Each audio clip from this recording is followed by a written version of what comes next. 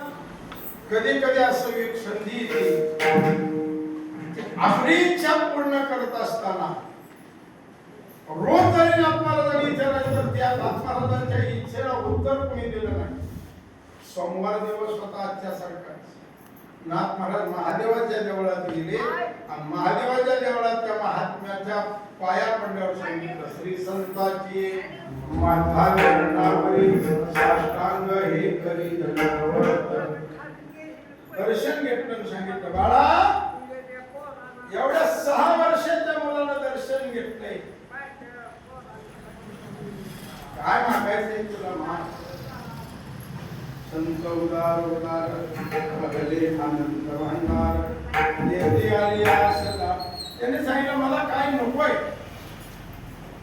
पण बरेच दिवस मी गोदावरीच्या काठावर फिरतोय आणि फिरत असताना माझ्या प्रश्नाचं उत्तर मला सापडलं. महाराजाला ते थोडीशी उत्सुकता वाढली. 6 वर्षाचा मुलगा सांगतोय, मी रोज ओळखतोय पण मला पाहिजे ती वस्तू सापडत नाही, माझ्या प्रश्नाचं उत्तर मिळत नाही. बाळा तुझा प्रश्न काय आहे?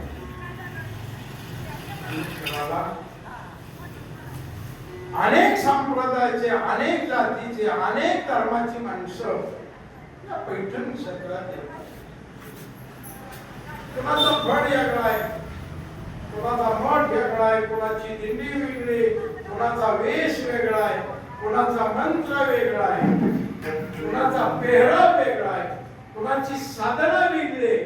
मग एक असणारा भगवान परमात्मा, मग द्वैत साधना का? बाळा तुझी काय इच्छा आहे? माझी इच्छा काय नाही. मनुष्य जीवनाचं सार्थक हे त्याच्या मनाच्या इच्छा पूर्ण व्हावं लागतात. मग माझी इच्छा आहे की द्वैत साधनाला मला कोण भेटेल का? पाहिलं 6 वर्षाच्या पोराकडे निरखून याचा चिंतन पाहत असताना त्या महात्म्याच्या लक्षात आलं, याची काही सामान्य तहान नाही आणि याची तहान आपण शमवू शकत नाही.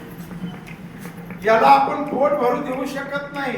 याच्या शंकेचं समाधान करत नाही आणि जोपर्यंत शंकेचं समाधान होत नाही, संशयावनी थोर अनेक पाप नाही थोर. मग सांगितलं, बाळा तुझ्या शंकेचं जर निरसन करायचं असेल तर तुला आपल्या परिसरामध्ये दौलताबाद किल्ल्यावर जो किल्लेदार आहे, जो किल्ल्याचा सेनापती आहे, त्याच्याकडे तुला जावं लागेल. कोण आहे तो सेनापती?